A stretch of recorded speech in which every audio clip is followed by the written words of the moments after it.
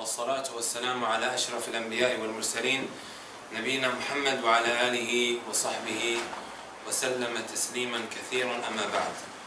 Before I start, I'm going to pick on a few people. All these brothers who are sitting at the back, can you all come as close as possible, inshaAllah ta'ala? I'm sure you don't have any back problems. I'm going to ask you a question. How far was Jibreel alayhi salatu wassalam when he came to the Prophet sallallahu alayhi wasallam sitting from him? Listen very carefully to the question. How far was the Prophet sallallahu alayhi wasallam from Jibreel alayhi salatu wassalam when Jibreel came to seek knowledge from the Messenger sallallahu alayhi wasallam?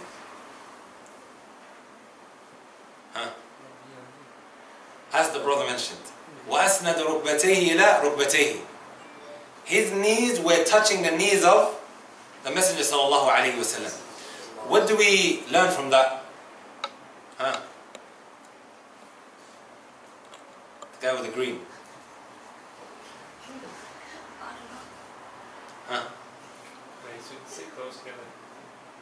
In a gathering, when somebody comes over to give you some knowledge or you're learning knowledge, you should try and sit as close as possible.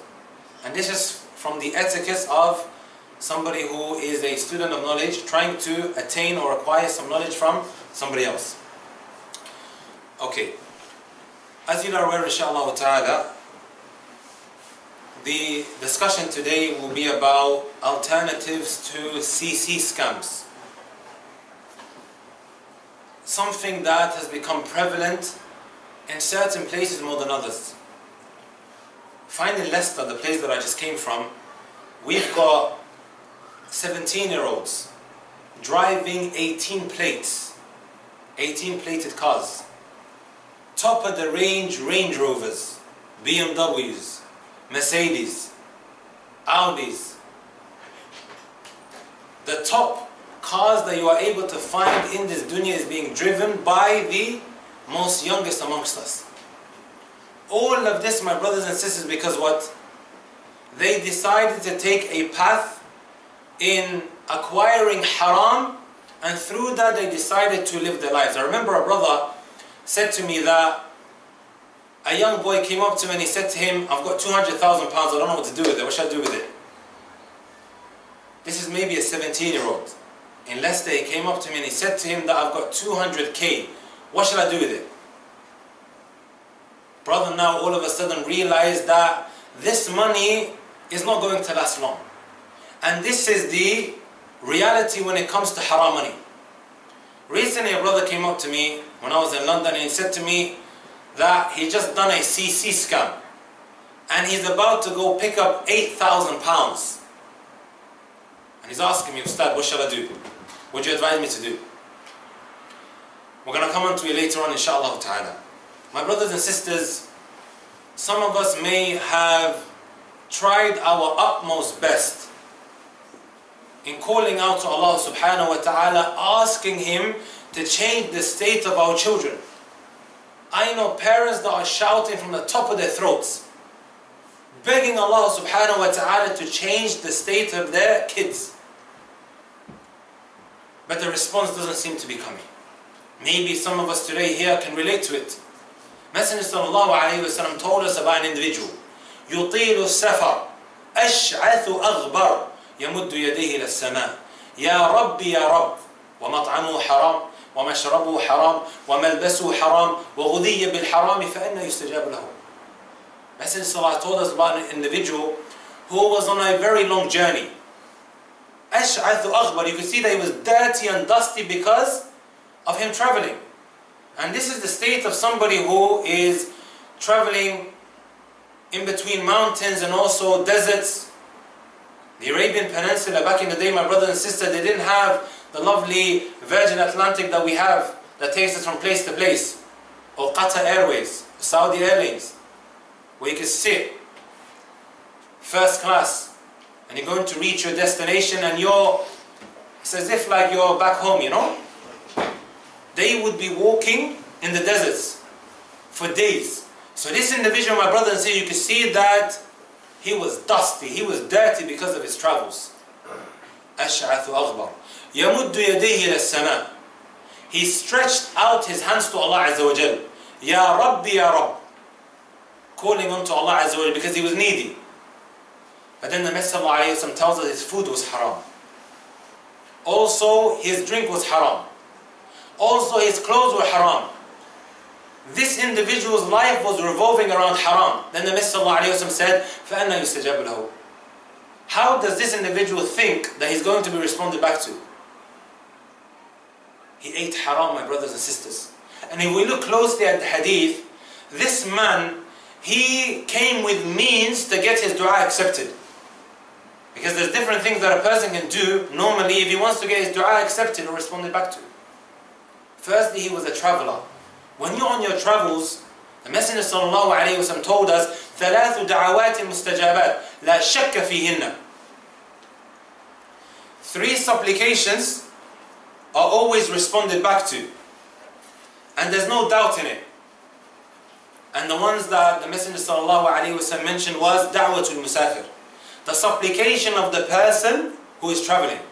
Not only that, my brothers and sisters, he also raised his hands. Do you know that if you raise your hands up to Allah subhanahu wa ta'ala like that, it's a means that Allah Azza wa Jalla might respond back to you straight away? Hadith Salman al-Farisi radiyallahu ta'ala anhu. The Messenger sallallahu alayhi wa sallam said, إِنَّ رَبَّكُمْ حَيِّيٌّ كَرِيمٌ يَسْتَحِي مِنْ عَبْدِهِ إِذَا رَفَعَ يَدَيْهِ إِلَيْهِ أَنْ يَرُدَّهُمَا سِفْرًا. Allah is shy, He is generous, that when His servant stretches out his hands to Him, that He won't send him back empty-handed. So if you're sitting at home and you do this to Allah Azza wa Jal, it's a means of getting your dua accepted. It didn't stop there. He said, Ya Rabbi, Ya Rabb. Saying Ya Rabbi, Ya Rabb, calling on to Allah Azza wa Jal and saying, my Lord, is from the means again of getting your dua accepted. If you look at the end of Al Imran, the chapter called Al Imran, you find that there is a series of verses. Rabbana, Rabbana, Rabbana. And then in the end, what does Allah Azza wa Jal say? فَاسْتَجَابَ لَهُمْ. Allah Azza wa Jal responded back to them when they were saying Rabbana, Rabbana, Rabbana. Which means, my Lord, my Lord, my Lord. Not only that, my brothers and sisters, he was a mulih. He was calling on to Allah Azza wa Jal with ilhah. When you constantly ask Allah Azza wa Jal, you asked Him for something today. Maybe your dua wasn't responded back to, and then you've done it tomorrow, and then you've done it again. It's from the means of getting your dua accepted. And he constantly repeated his dua. Also, my brothers and sisters, he was a muhtar, as some of the scholars mentioned. He was in dire need. Even a kafir, a non-Muslim, if he is in dire need, in a state of necessity, and he calls on to Allah Azza wa Jal, it is expected for him to have his supplication responded back to. أَمَّنْ يُجِيبُ الْمُضْطَرَّ إِذَا دَعَاهُ. Man min al-fadil umum is from the words that indicate generality. Here Allah Azza wa Jal said, whoever. So anybody, if he's in a dire state of necessity and he calls on to Allah Azza wa Jal, it is expected that his dua is accepted and responded back to straight away. So this individual, my brother and sister, he came with a number of things, but because he ate haram, he wasn't responded back to. I tell this to parents all the time. Something that might be very prevalent in some of our communities is that they do something called benefit fraud. You know what benefit fraud is? Benefit fraud? Cheating the government, lying to them, saying that she is single. Her husband's living with her. They're living in the same house. But they claim to the government that they are separate, so she can claim more money. I used to say to the parents, as they say in Somali. Wherever the camel walks, you find that the children of the camel are going to walk the same direction. Mom, uncle, auntie, why are you complaining? You're doing the exact same thing. And then tomorrow, you're going to maybe be disappointed, you're going to be upset about your own child. He's just doing the exact same thing that you're doing, except that the way that the fraud is taking place is a bit different. And also, my brothers and sisters, let us not be surprised tomorrow if our kids do it. I'm talking to these wonderful faces here today. It's easy. If I wanted to become a millionaire, I know how to become a millionaire, but through haram means. But I know that I am doing what? I am cultivating, I'm nurturing my children, the people around me in a haram way. And then tomorrow, they're going to do the exact same thing. It surprises me how the smoker, he tells his kid, don't smoke. And he's seeing him day and night, laylan wa naharan smoke. How do you expect the kid's going to change? And my brothers and sisters, qaleel al-barakah. That money won't last long. And I'm telling you, from experience, having haram money is only ayyam. You find that the sweetness is very what? Limited. And the Messenger sallallahu alayhi wa sallam told us something very, very serious. لا يدخل الجنة لحم نبتت من سحت. A piece of flesh that has been produced through haram won't enter into al-Jannah. Because you ate haram. It may have been that you done scams, or may have been that you stole something. It may have been you worked in a type of job that produced haram, and so on and so forth.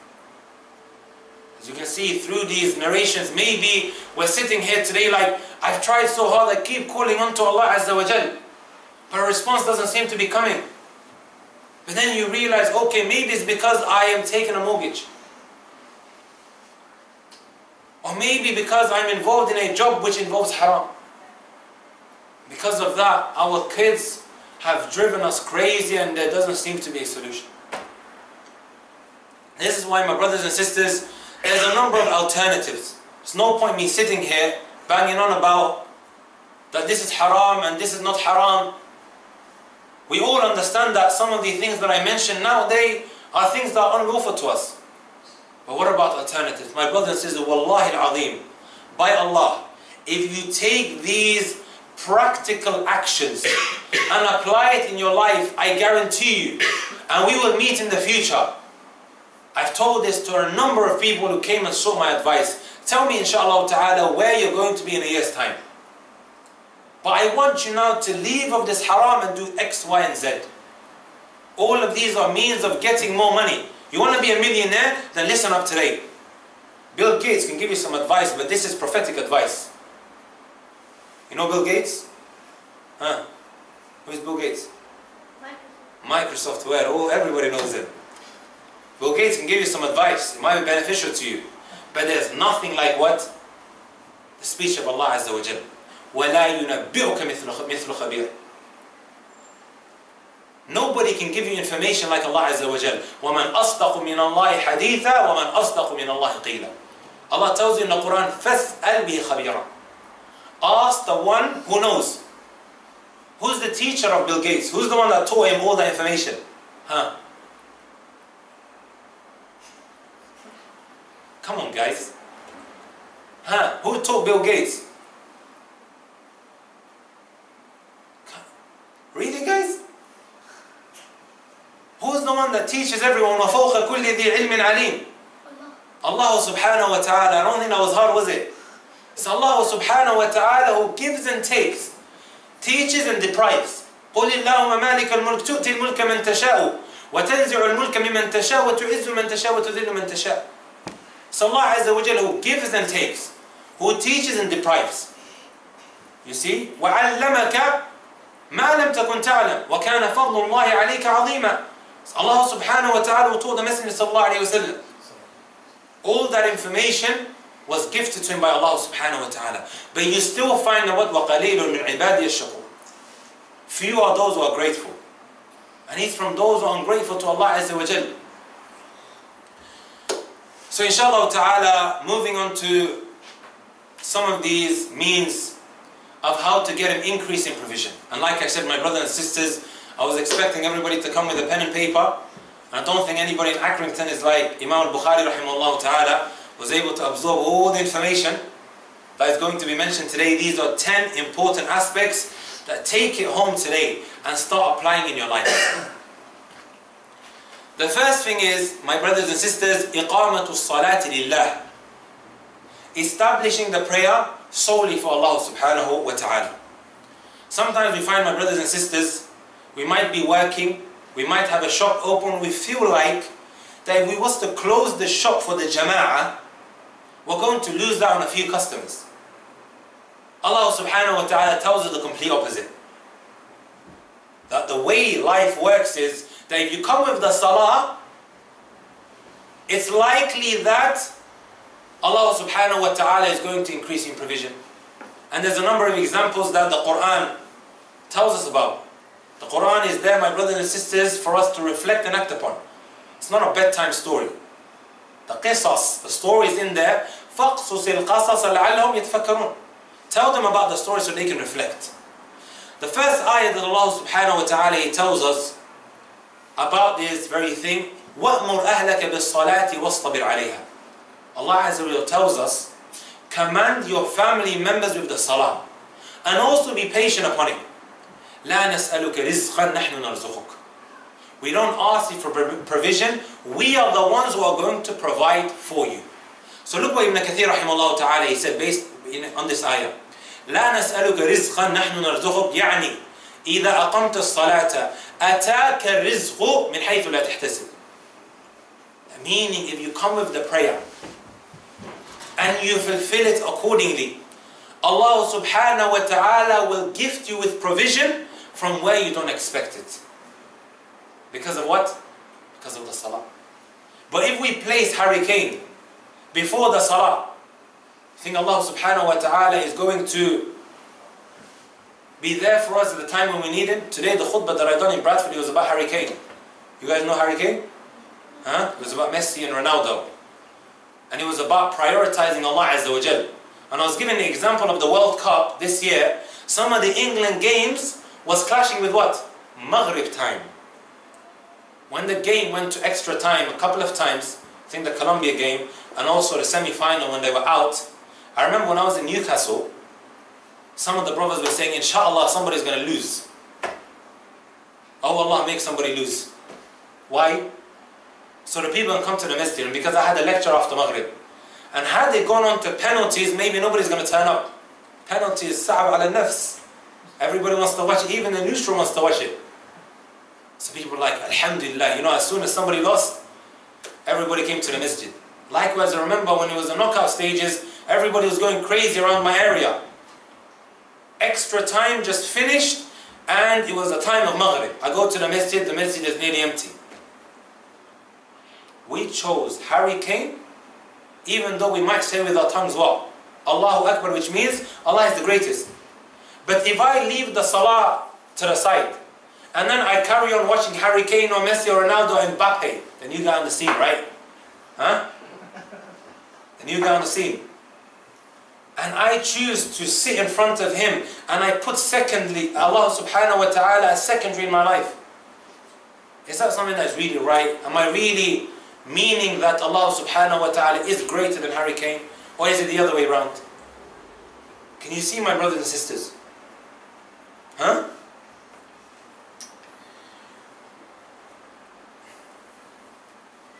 Another example that Allah subhanahu wa ta'ala tells us is the story of Maryam عليه الصلاة والسلام.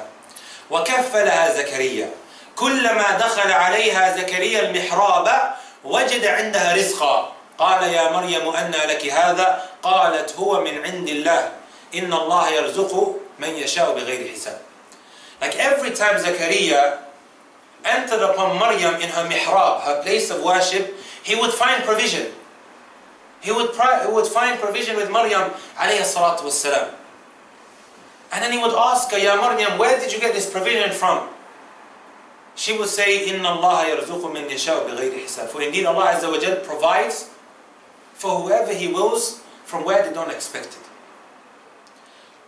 The Mufassirun, they say, فَلَوْلَا صَلَاةُ مَرْيَمَ فِي الْمِحْرَابِ وَمُدَاوَمَتُهَا عَلَيْهَا لَمَا نَالَتْ هَذَا الرِّزْقِ. And had it not been for her consistently praying in her place of worship, she wouldn't have found this provision that kept on coming her way. الَّذِي دَهَشَ لَهُ نَبِيُّ اللَّهِ زَكَرِيَّا. That Zakaria, every time he would unexpectedly see this and he would become shocked. A third textual evidence, my brothers and sisters. We know that Zakaria alayhi salatu wasalam was suffering from what? Does anybody know the story of Zakaria? He wanted something really, really badly. Huh? Children. Couldn't have a child. His wife was barren, she was old, and even him became very, very old. وَاشْتَعَلَ الرَّأْسُ شَيْبًا.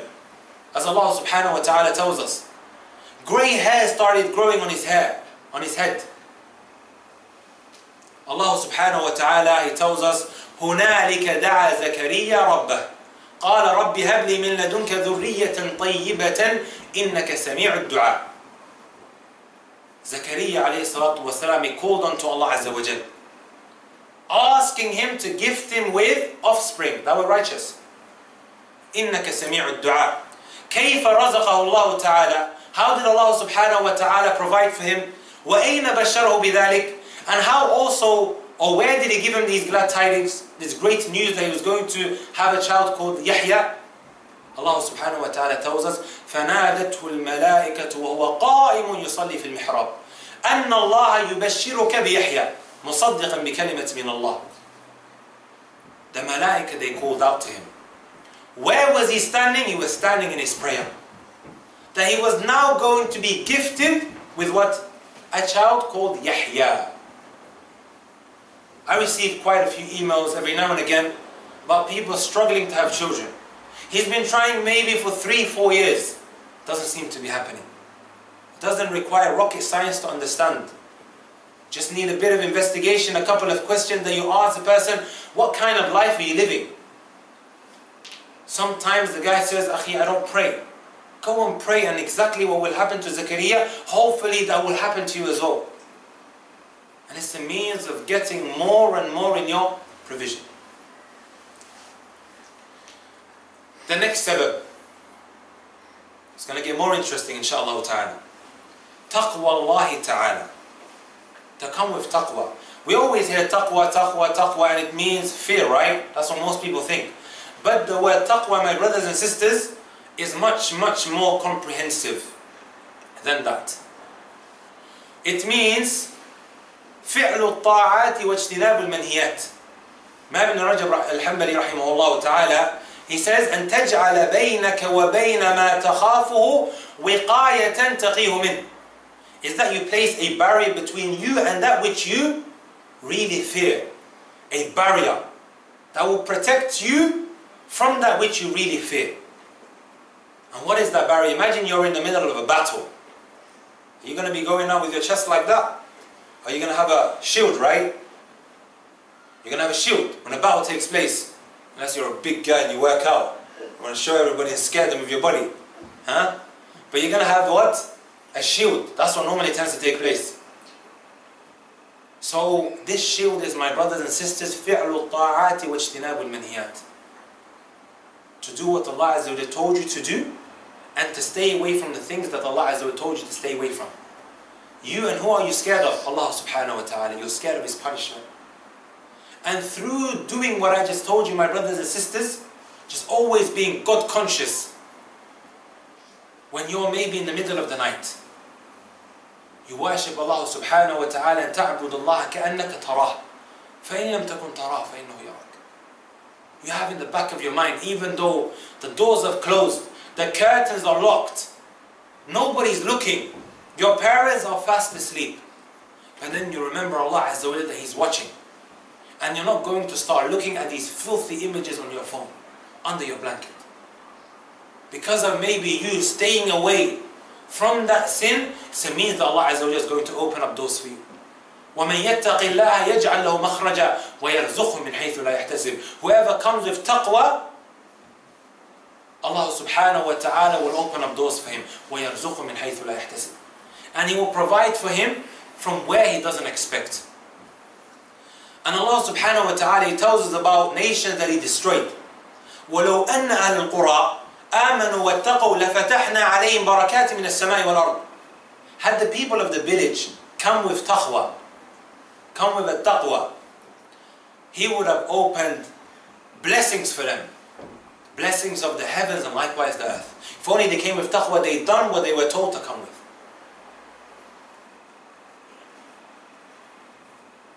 Abu Hurairah radiallahu ta'ala anhu, he was asked about taqwa, and he said something very, very interesting. فقال هل أخذت طريقا ذا شوك? Have you ever taken a path which had a lot of thorns in the path that he was taking? قال نعم. So the man that asked that question, he said yes. قال فكيف صنعت? What did you do? He said, قال إذا رأيت الشوك عزلت عنه أو جاوزته وقصرت عنه.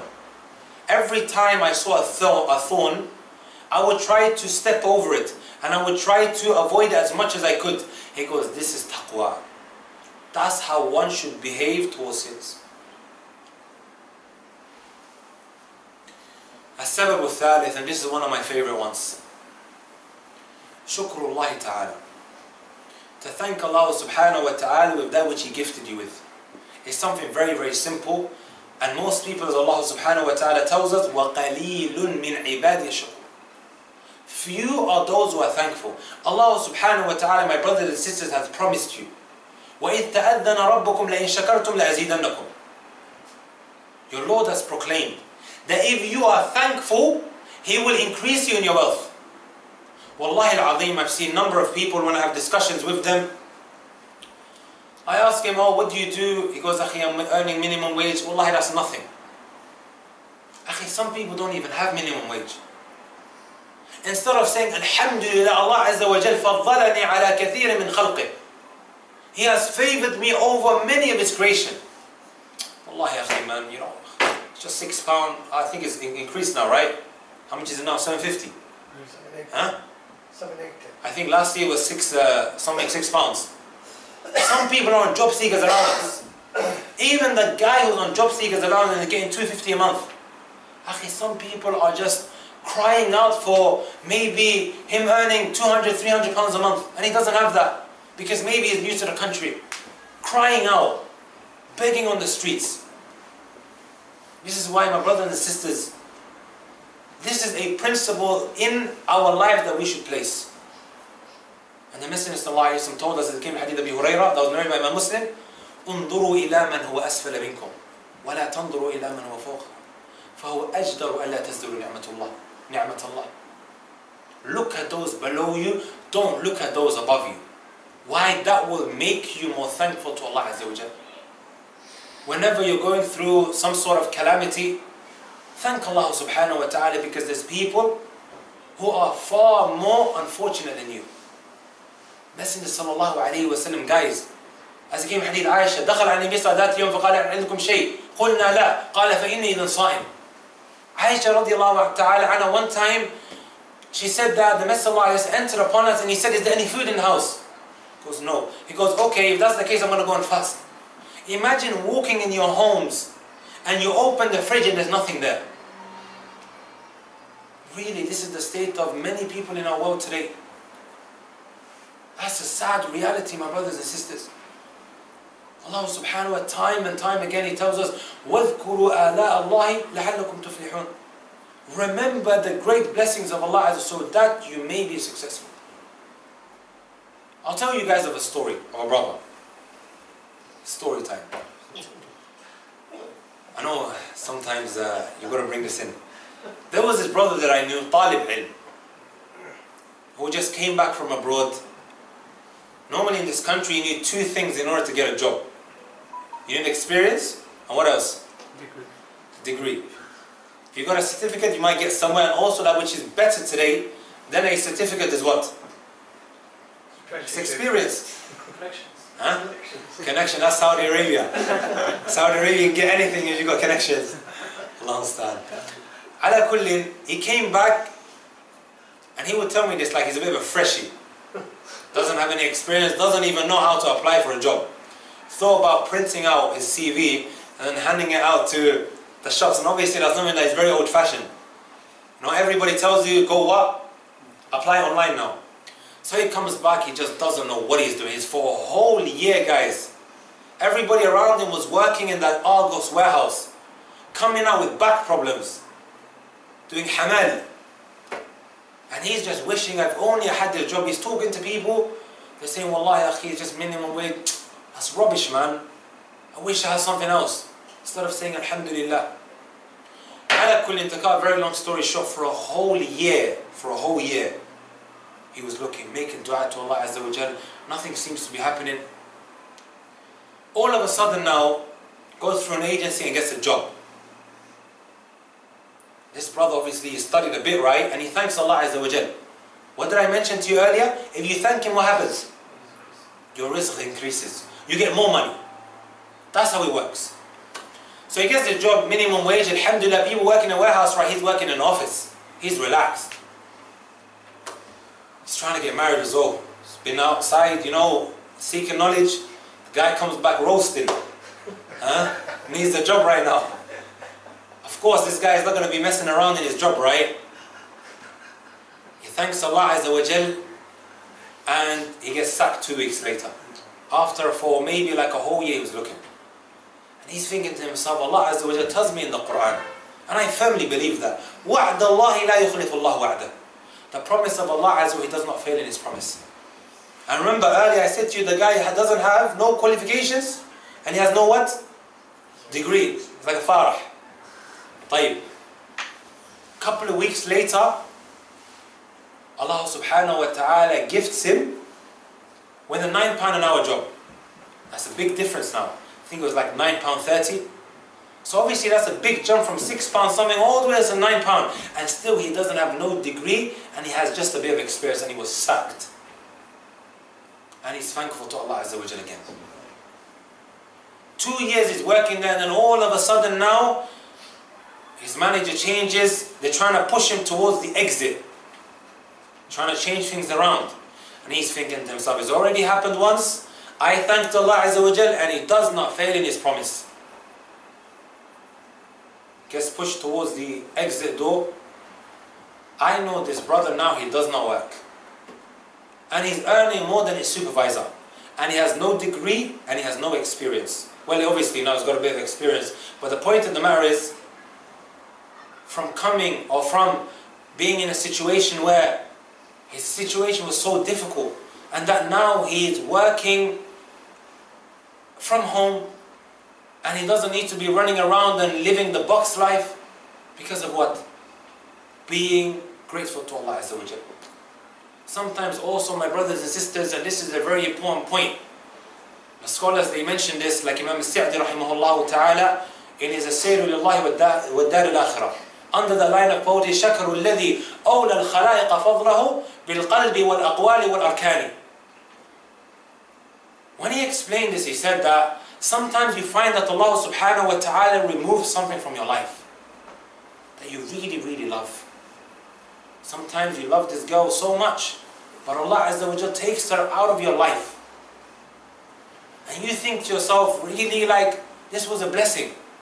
Little do you know that Allah subhanahu wa ta'ala may have in store for you that which is much better for you in your dunya and likewise the akhirah. It's like a blessing in disguise. It's happened to many. They were married, he really, really loved her. She disappeared from his life, and Allah subhanahu wa ta'ala blessed him with a better wife, and also he started studying abroad in Medina. And had he still been married to that same sister, things may have been much, much more difficult. Rather, we say, my brothers, Alhamdulillah. Even sometimes when we lose something, we thank Allah Azza wa Jal.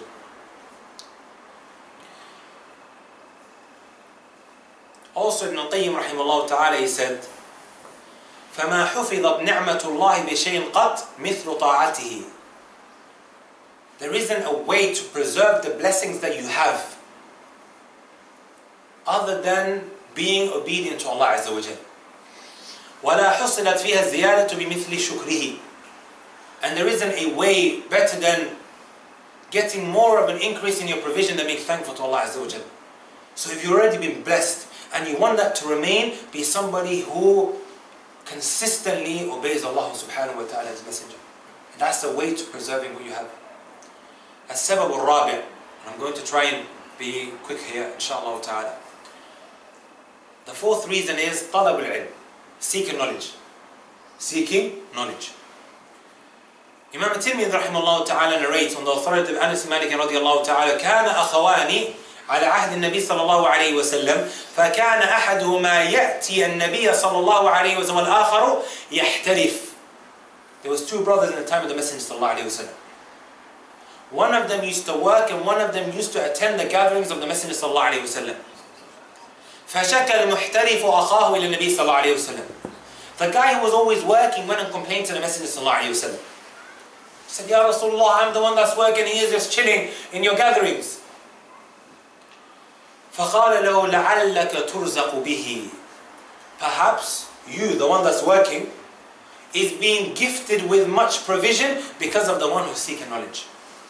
Allah subhanahu wa ta'ala is blessing your provision and giving you an increase because of him, because of the barakah that comes with him seeking knowledge. I remember my teacher who taught me nahu, taught me Arabic grammar. He would tell me this. He goes, the moment I started seeking knowledge, my brothers who had this metal company back in Saudi Arabia, their fortunes changed. All of a sudden now they started getting more customers. Allah subhanahu wa ta'ala started sending down abundant provision onto them, and they knew this hadith. They would say to him, stay in Damaj, stay in Yemen, carry on seeking knowledge. Stay there, we'll send you money, don't worry about it. And other brothers as well. Their fortunes, the family's fortunes started changing because of him seeking knowledge. Sometimes the parent doesn't understand, he tells his kid to come back. And when he does come back, things start changing again. But maybe because of his son studying, it may have been the reason why Allah subhanahu wa ta'ala opened doors of provision for the father, the breadwinner of the house. As-sabab al-khamis, fifth means of getting an increase in provision. And I mentioned this today in the khutbah in Bradford. الترغيب في الزهد في الدنيا والإعراض عنها والرغبة في الآخرة والإقبال عليها. Summarization: being somebody who doesn't make the dunya his main priority, but the akhirah is his main objective in life. The akhirah is his main objective. Everything in this dunya is revolving around Allah Azza wa Jalla, not the other way around. Allah is first. I'm going to chase after Allah Azza wa Jalla. And because of me making the akhirah my main priority, everything else will come second. And you will find that Allah Azza wa Jalla will bless your wealth abundantly. We've got a twisted understanding of the dunya. We think to ourselves that we keep chasing and we're going to get somewhere in life. Messenger sallallahu alayhi wa sallam, وَمَا يَنْطِقُ عَنِ الْهَوَىٰ, who doesn't speak out of his own desires, he told us the opposite. Have you not noticed, guys, the 9 to 5 box life? The guy works from 9 to 5, 5 days a week.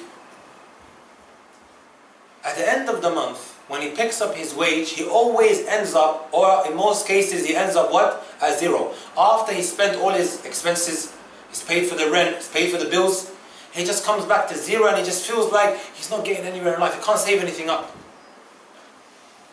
And you've exerted all your efforts in trying to chase the dunya.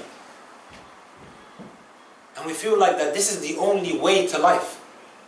And this is what the system has made us think in such a way.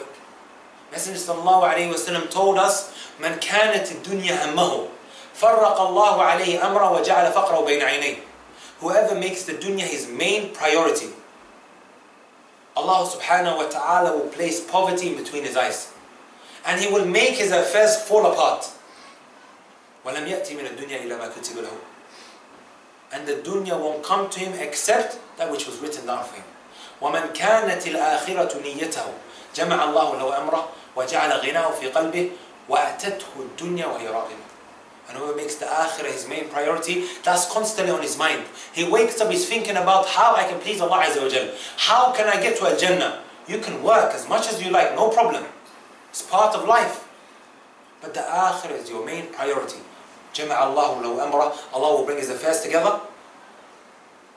وَجَعَلَ غِنَاهُ فِي قَلْبِهِ. He will place richness in his heart. And the dunya will be dragged to him.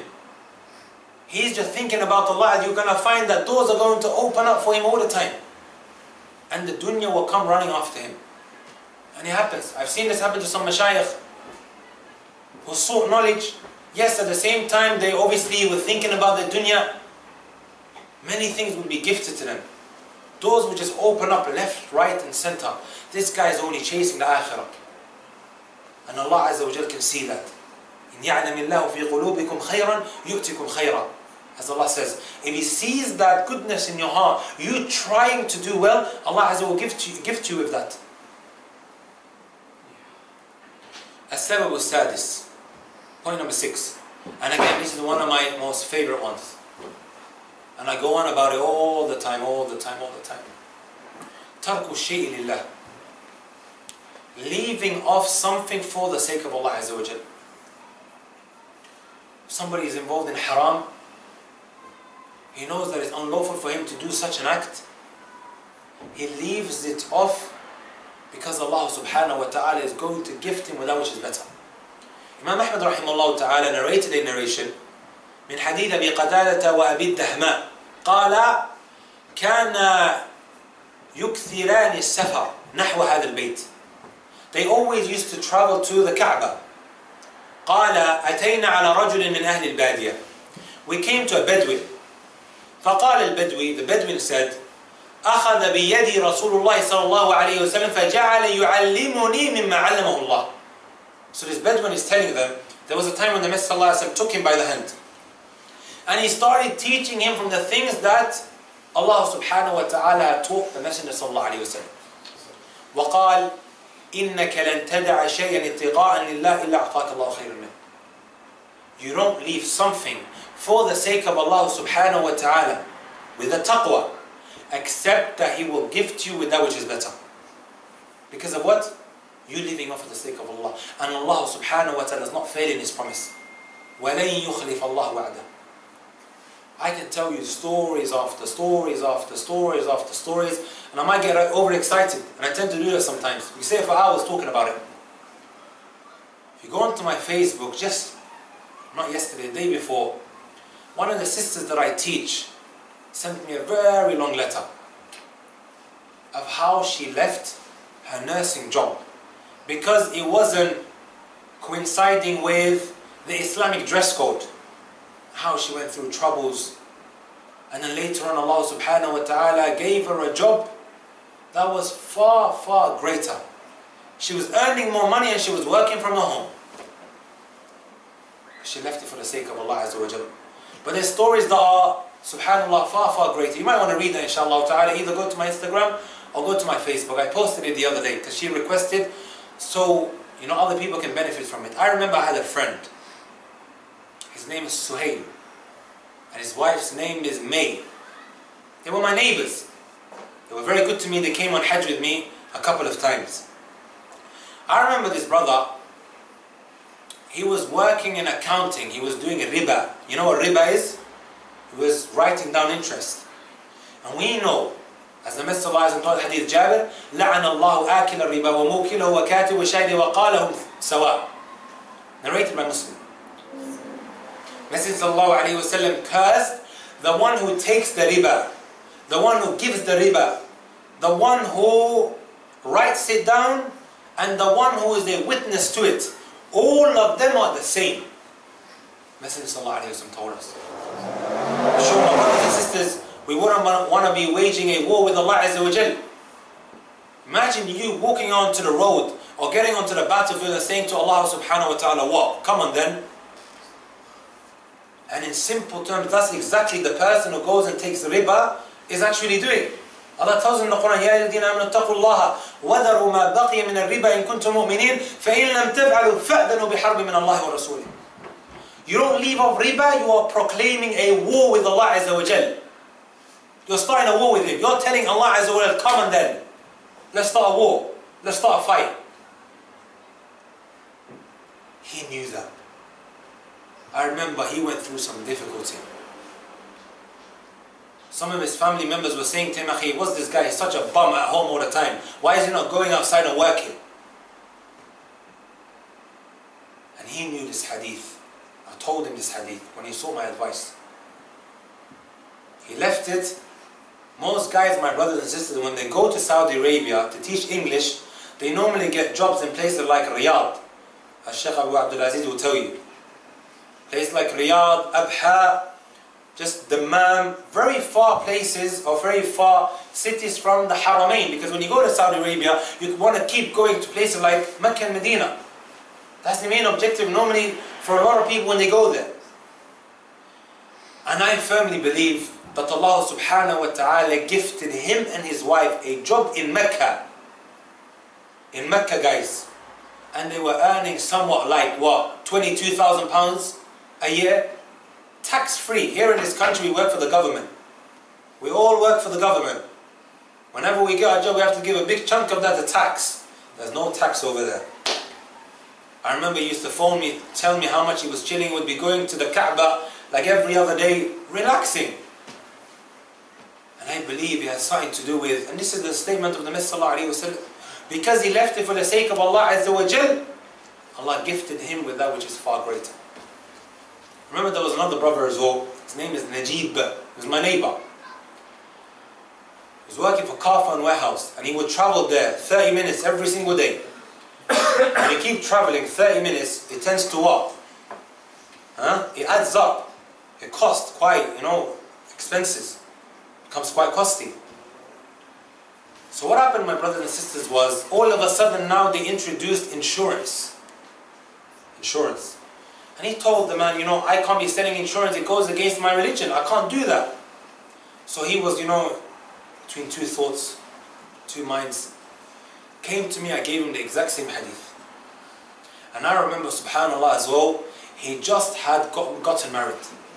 Normally when you get married, the girl, she wants to be taken out to ice cream, parlors, she wants to be taken out to restaurants, she wants the Louis Vuitton and the Dolce & Gabbana bags. She's newly wedded. Becomes quite costly, your pocket hurts.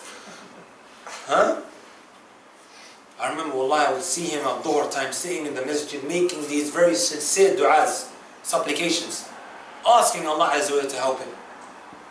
I remember Allah Azza wa Jalla gifted him a couple of weeks later, not a couple of weeks, maybe a couple of months later, where he was only driving to his work. He started working in a place called British Gas, 10 minutes. 10 minutes. And I told you before he was traveling for half an hour. So he beats the traffic at 5 o'clock. And he was earning maybe £3,000-4,000 more a year than his previous job. Why? لأنه ترك ذلك لله. He left it for the sake of Allah Azza wa Jalla. Say Allahumma barik before you afflict with evil eye. Point of the matter is, my brothers and sisters, I can sit here and tell you so many stories, bro. These are just some. Point number 7. Number 8, you're all going to love, inshallah ta'ala. Point number 7 is a dua. Normally when I give farewell messages to a lot of people that I really love, I always advise them with 3 things to introduce into their lives. The first one is being thankful. The second one is doing dua. Second one is what? Doing a dua. And the third one is helping people. Because you help people, Allah subhanahu will help you. So anyways, this dua, my brothers and sisters, Allah subhanahu wa ta'ala loves for you to ask Him. If you look at Allah Azza wa Jalla in the creation, when you keep asking a person, how does He look at you? He looks at you in a very, very belittling way, right? And He hates to be asked, and that's just how Bani Adam is. The Messenger sallallahu alayhi wa sallam told us, مَنْ لَمْ يَسْأَلِ اللَّهِ يَغْلَبْ عَلَيْهِ. Whoever doesn't ask Allah Azza wa Jal, he becomes angry at Him for not asking Him. And it is expected, as Ibn al-Qayyim rahimahullah ta'ala said, وَمَنْ أَكْثَرَ مِنْ قَرْعِ الْبَابِ يُوشِكُ أَنْ يُفْتَحْ لَهُ. Whoever is someone who continuously knocks that door, it is expected that the door is going to be opened up for him. Ibrahim ibn Mas'ud al-Ishaq al-Biri says, وَلَازِمْ بَابَهُ قَرْعًا عَسَاهُ سَيَفْتَحُ بَابَهُ لَكِنْ قَرَعْتَ. Keep knocking on that door, because perhaps if you keep knocking, it's expected that it's opened up for you.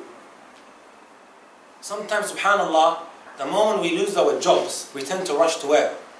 Job seekers allowance, right? We're straight on the phone. Go there, we're already filling up the form straight away. And there's no problem with that. It's the law of the land. You can do that, no problem. Or maybe we try, rushing to asking the advice bureau. We try to set up a debt management plan straight away because of all the debts that we might have incurred on top of ourselves. We get sick.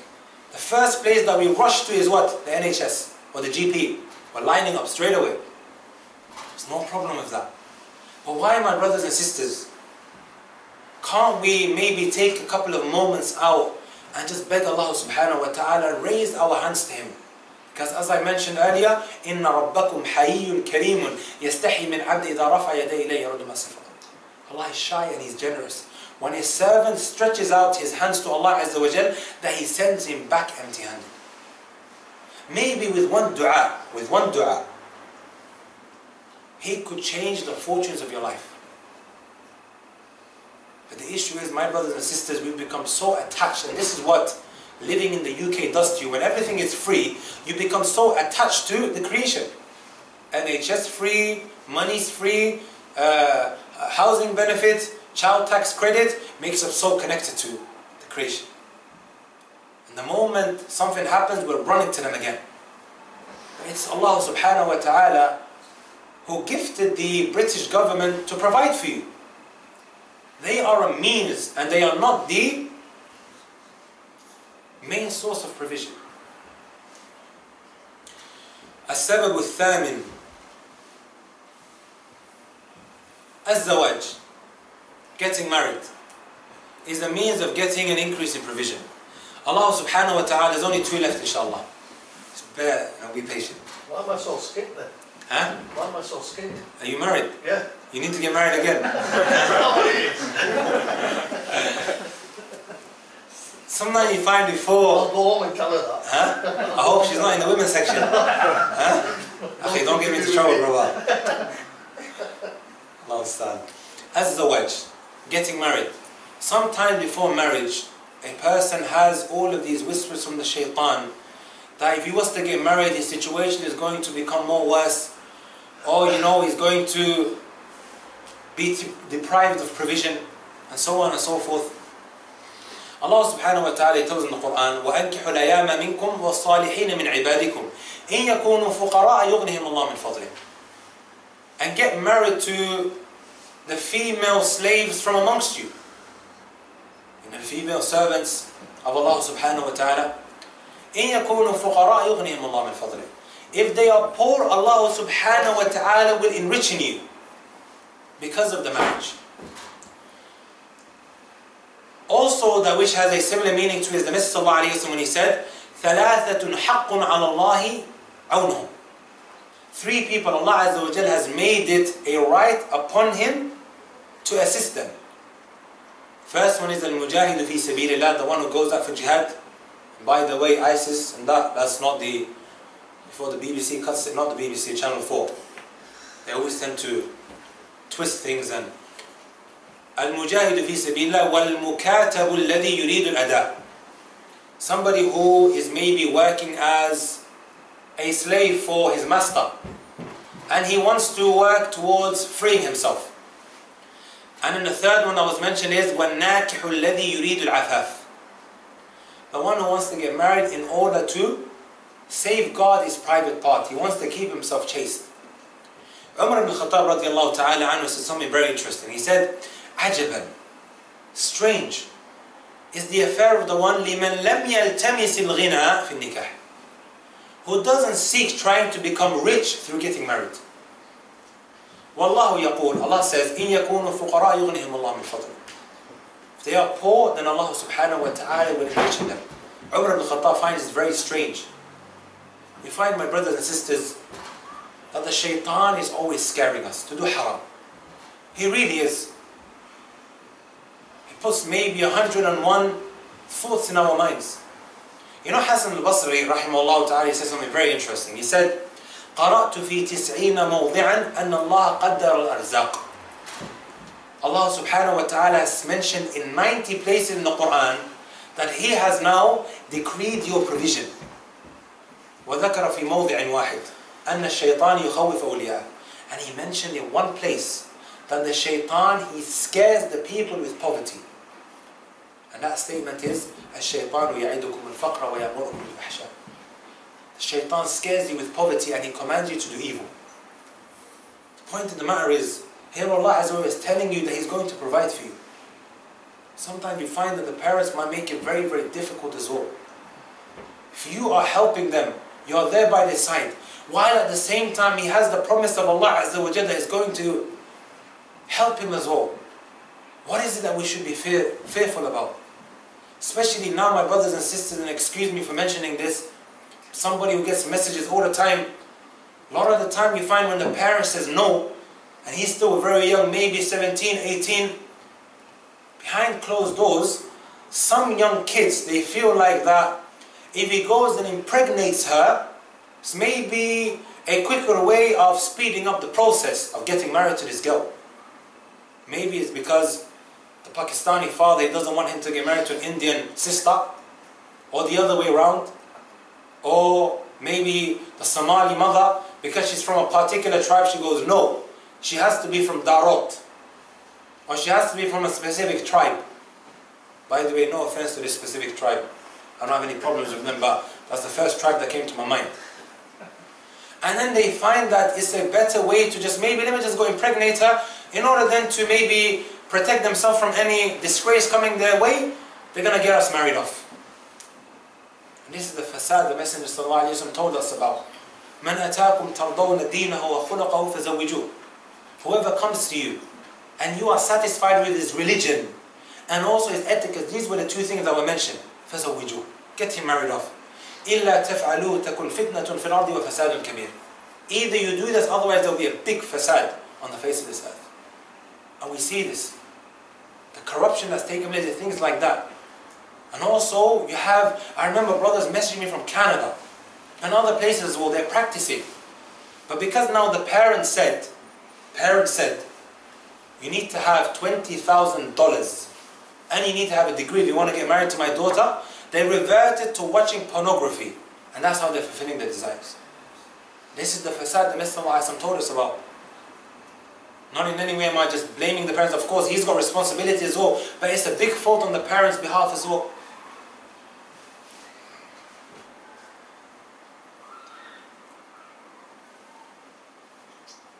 Also Ibn Abbas radiallahu ta'ala anhu, he said, رَغَّبَهُمُ اللَّهُ فِي التَّزْوِيجِ. Allah subhanahu wa ta'ala encouraged them with getting married. وَأَمَرَ بِهِ الْأَحْرَارَ وَالْعَبِيدِ. And he commanded the servant who is under the authority of his master and also the one who's free to get married. وَوَعَدَهُمْ عَلَيْهِ بِالْغِنَى. And he promised them that he will enrich them and provide for them.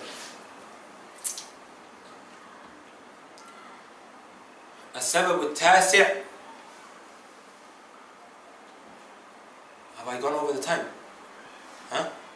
Very, very quickly. Point number time is التوكل على الله تعالى. Allah says in the Quran, وَيَرْزُقْهُم مِّنْ حَيْثُ لَا يَحْتَسِبُ وَمَن يَتَوَكَّلْ عَلَى اللَّهِ فَهُوَ حَسْبُهُ. He will provide for them from where they don't expect. وَمَن يَتَوَكَّلْ عَلَى اللَّهِ. And whoever puts his trust in Allah Azza wa Jal, he is sufficient for him. Also the Messenger sallallahu alayhi wa sallam said, لو أنكم توكلون على الله حق توكله لرزقكم كما يرزق الطير تغدو خماسا وتروح بطانا. If only you put your trust in Allah subhanahu wa ta'ala the same way, or the correct type of tawakkul, you have the correct type of trust and authenticity of Allah Azza wa Jal, He will provide for you the same way He provides for the bird.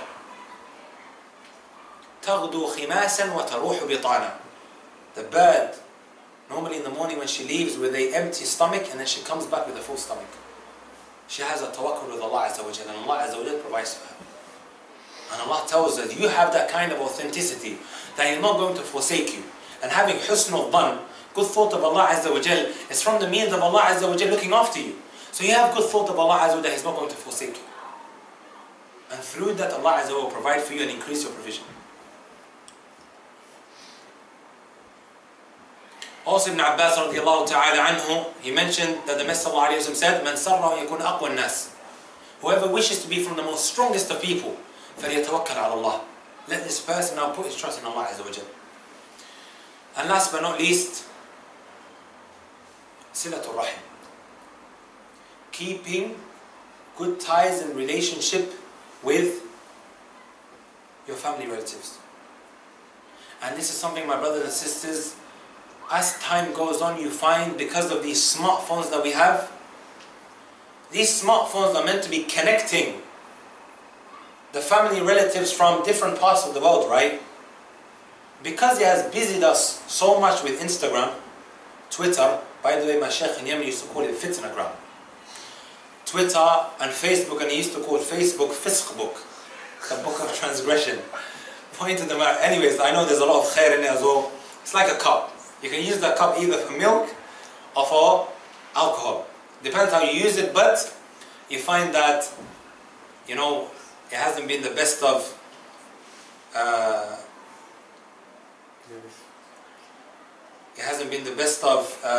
things for most of us. على كل. The Messenger sallallahu alayhi wa sallam, he told us, من سره أن يبسط له في رزقه وأن ينسأ له في أثره فليصل رحمه. Whoever wishes for his provision now to be increased, and also his lifespan to be stretched even more, let this person now tie the kith and the kin, keep good relationships with his family relatives. Wallahi al-Azim, my brothers and sisters, I know people who have cut off from their blood brothers and sisters because he didn't give him a long enough notification before the wedding. He was told maybe 3 weeks before the wedding that he's invited. He was unhappy with that. He wanted to be told 6 months before. And because of that, they're not speaking to one another for years. Over the most pathetic of things, you find that today, blood brothers and sisters, they've cut one another. And something that is very prevalent. I know some communities and some people, they've still got grudges of what some tribes done. So they end up generalizing and making sweeping statements about a whole tribe back in Somalia.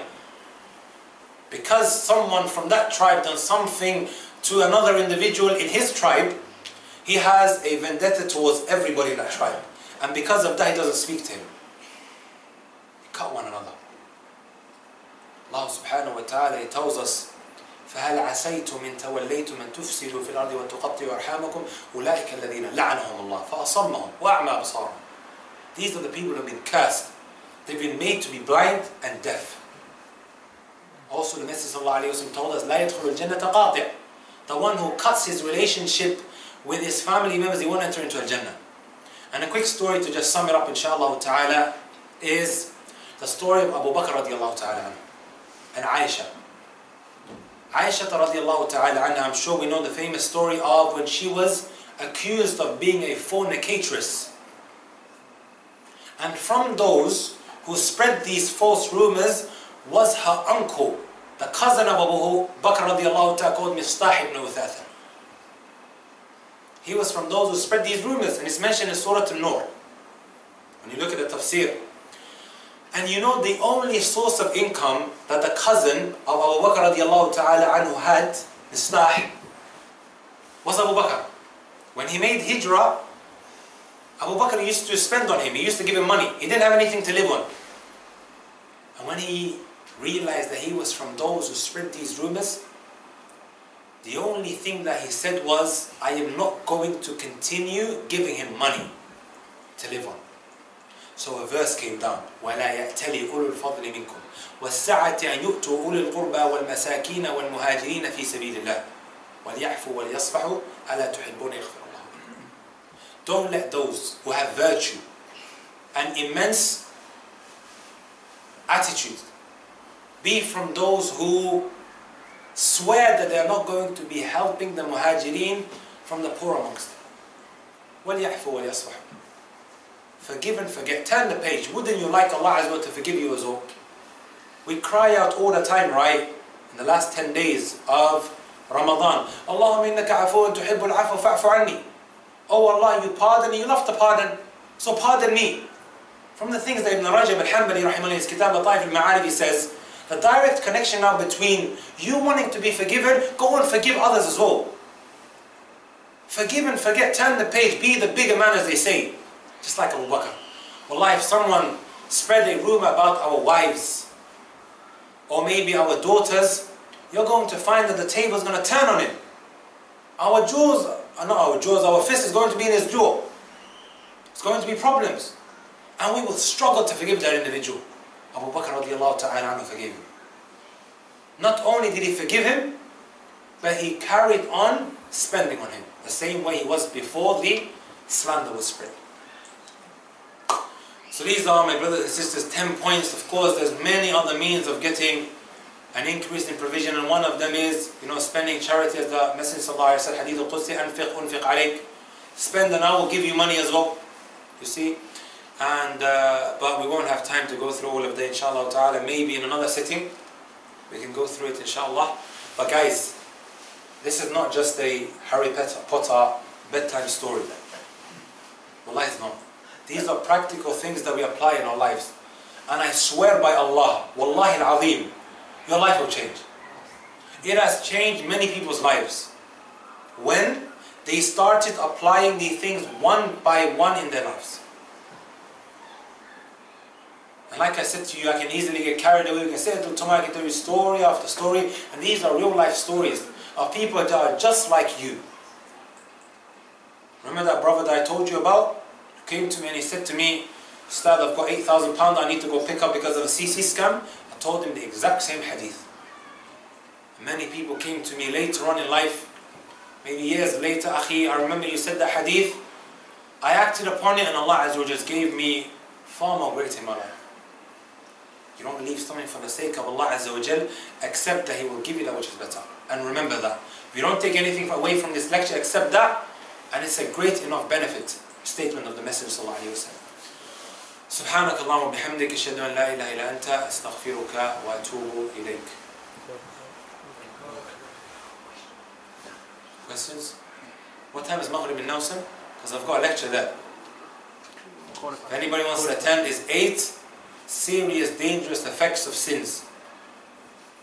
It might change the way you look at life as well when you see some of the points that Ibn Qayyim rahimahullah ta'ala mentioned. For whoever wants to attend. 9:15. How long does it take to get there? 15 minutes. 15 minutes. Your neighbors. Huh? So if anybody has any questions quickly, inshallah ta'ala, with regards to a topic.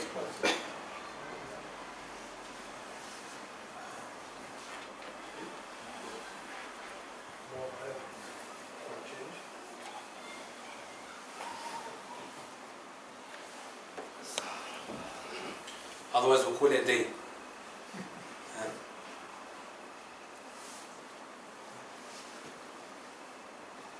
I think that's it. Everybody was tired. That was a roller coaster.